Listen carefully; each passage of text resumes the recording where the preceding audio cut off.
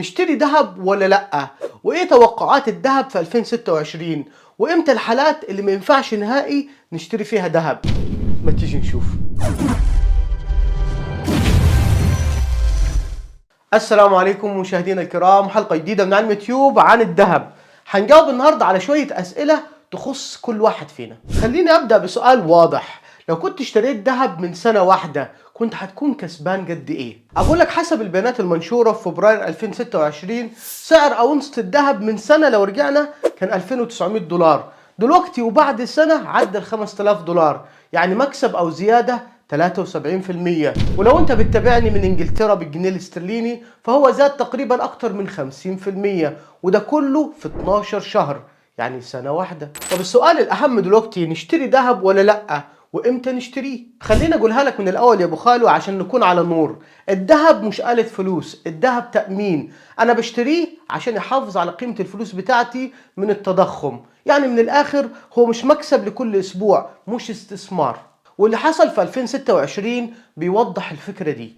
الذهب يا سيدي كسر حاجز ال 5000 دولار ووصل لقمة تاريخية ما وصلهاش قبل كده، ودي بيسموها الملاذ الآمن. لكن لازم نفهم ان الصعود القوي اللي حصل للذهب ده، وان انت تدخل وتشتري ذهب عند الارقام العالية جدا دي، ده يعتبر مخاطرة. خلينا نمسك الموضوع خطوة خطوة يا ابو خالو. انت بتشتري الذهب ليه؟ قبل ما تسأل اشتري امتى، اسأل نفسك اشتري ليه؟ وهنا في 3 أسباب واقعية. رقم 1، وزي ما قلنا، حماية قيمة المدخرات بتاعتك. لو عندك مدخرات وخايف من التضخم انه ياكل القيمة دي، الذهب هنا ممكن يبقى جزء من الخطة بتاعتك. رقم 2، لما يبقى عندك هدف بعد 3 ل5 سنين، تجهيز البيت، تعليم الأولاد، مشروع صغير، هنا الذهب ممكن يبقى حل. لكن ما ينفعش يبقى هدف بتاعي أنا عاوز الفلوس بعد أسبوع ولا حتى بعد سنة. رقم 3، التنويع. ما ينفعش كل حاجة تبقى كاش ولا كل حاجة تبقى في أصل واحد ومنهم الذهب. ولو هدفك أكسب بسرعة، هنا الذهب يبقى خطر، لأن الذهب ممكن يتحرك بعنف، وده حصل فعلا. يعني يا أبو خالو الذهب نزل قيمته 3% في يوم واحد وارتد بعد كده 1%. وفي قاعدة مهمة جدا هنا، إن الذهب مش لفلوس الطوارئ، ودي الفلوس اللي أنت بتحتاجها للطوارئ في فترة من 0 ل 12 شهر، يعني في خلال سنة. هل ينفع استخدم الذهب في الحتة دي في الطوارئ؟ اقول لك لا، لانه ممكن سعره ينزل جامد وتبيع على خسارة. احنا قلنا الذهب للفترات الطويلة، اسيبه ل3 5 سنين فاكتر. السؤال دلوقتي، نشتري دلوقتي ولا نستنى؟ اقول لك بدل ما تشتري دفعة واحدة، في قدامك 3 طرق عملية. رقم 1 بيسموها الشراء بالتقسيط الزمني، وده معناه انك تشتري ذهب كل شهر بمبلغ ثابت لمدة من 6 ل 12 شهر.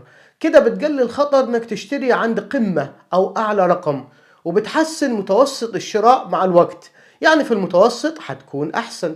رقم 2، انك تشتري الذهب على مراحل عند الهبوط.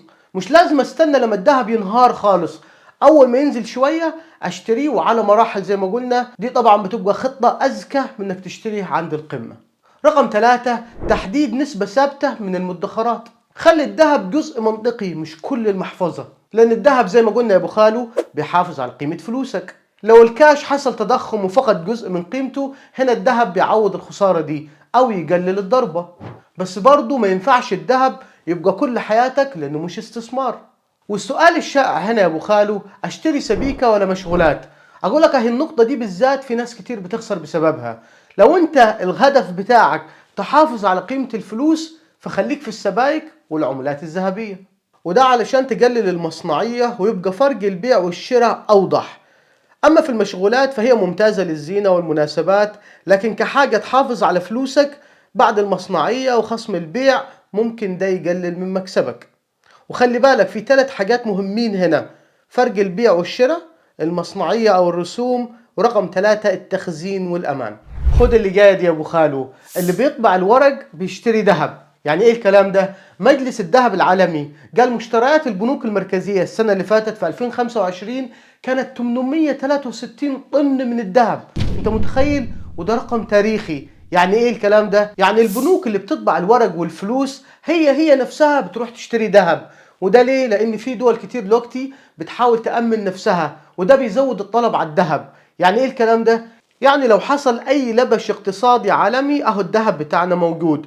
وده يوريك ان الذهب مهم جدا ولازم يكون في محفظة اي حد فينا. وقبل ما تقرر تجيب ذهب ولا لا لازم تجاوب على الاربع اسئلة دول. رقم واحد، هل عندك صندوق طوارئ؟ ودي السيولة اللي تنقذني وقت الطوارئ من 3 ل 6 شهور. لو ما عندكش السيولة دي اشتغل عليها الاول قبل ما تفكر في الذهب. رقم اتنين، هل عليك ديون بفايدة عالية؟ وهنا يا ابو خالو سداد الديون اللي عليك دي بفوائد عالية عائد مضمون احسن من اصل متذبذب زي الذهب. رقم ثلاثة، هدفك ايه والزمن بتاعه قد ايه؟ لو الهدف بتاعك انا عاوز الفلوس بعد سنة ابعد عن الذهب. اما بقى لو الخطة بتاعتك من 3 ل 5 سنين زي ما قلنا من شوية فهنا الذهب ممكن يبقى جزء من الخطة، ما يبقاش كل محفظتك ذهب برضه. رقم 4، هتشتري مرة واحدة ولا تدريجي؟ اقول لك بعد صعود قوي وزي اللي شفناه الايام اللي فاتت فالشراء تدريجيا اكثر امانا لمعظم الناس. طب نيجي دلوقتي لاكتر 5 اخطاء الناس بتوقع فيهم لما بتشتري ذهب. رقم 1، الشراء وقت الهوس والترند، وبعدها السوق يهدى فتحس ان انت اتورطت واتنصب عليك. رقم 2، شراء المشغولات على انها استثمار وبعدين تتفاجأ بخصم كبير وقت البيع. رقم 3، تدخل بكل مدخراتك مرة واحدة. رقم 4، ان احنا نهمل التخزين والامان مع الذهب وده مهم. رقم 5، نسيان الاستثمار في النفس انه ممكن يكون اهم واضمن. والله يا ابو خالو لو هنطلع بمعلومة واحدة بس من الحلقة دي فهو ان انت تستثمر وتطور من نفسك، هو ده فعلا اهم واضمن. طب نروح كده ونلخص الحلقة دي في 20 ثانية. اول حاجة ان الذهب زاد 73% في خلال 12 شهر وده حسب بيانات فبراير 2026.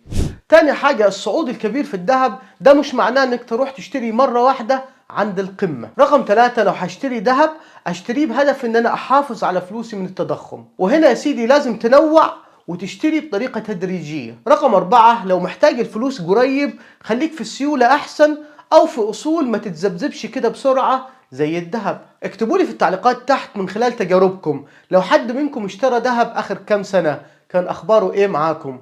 ونروح دلوقتي لفقرة وهو شات جي بي تي قال ايه ونسأله على الذهب. شات جي بي تي، ايه رأيك في الذهب كشراء استثمار ولا مدخرات؟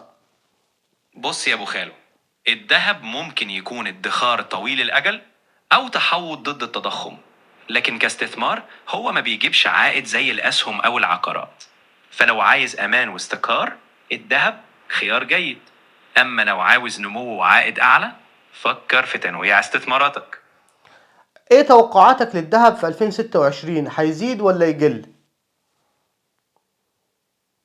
انا ما بقدرش اتنبأ بالمستقبل تحديدا، لكن بشكل عام الذهب يتأثر بحاجات زي التضخم، اسعار الفايدة والاوضاع الاقتصادية.